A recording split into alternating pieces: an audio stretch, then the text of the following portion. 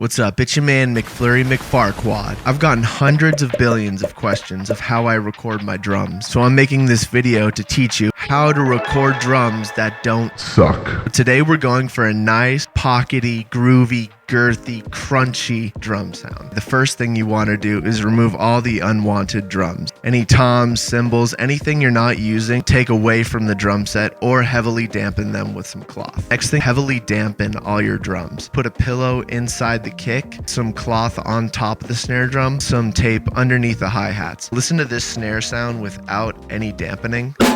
Really nasty sound. A lot of dampening on it and then distortion. It's a lot cleaner of a sound. 2 mic setups, a kick drum mic and a fat mic. Put a microphone right in the middle of the drum set, pointing it towards the snare drum so we hear the whole kit. In the kick drum, we're just looking for a nice thud. Set the mic right on top of the pillow or just right outside. We're using the Audix D6 and just some cheap Radio Shack mic. I think it was 25 bucks. All right, so we're in Ableton right now. We have our kick drum and our fat mic. The first thing we're gonna do for the kick drum is just gate it.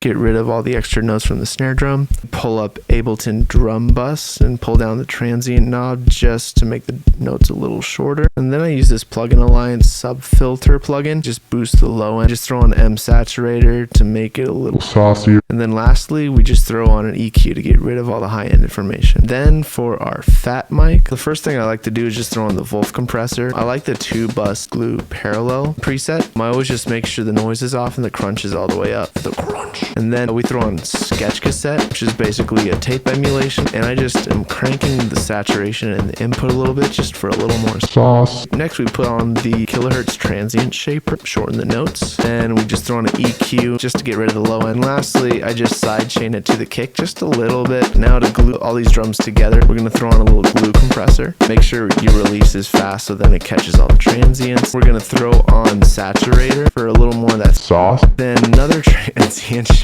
And lastly, you could polish it off with a little bit of OTT. And that's about it. This is what it sounds like without anything on it. And this is what it sounds like with everything on it.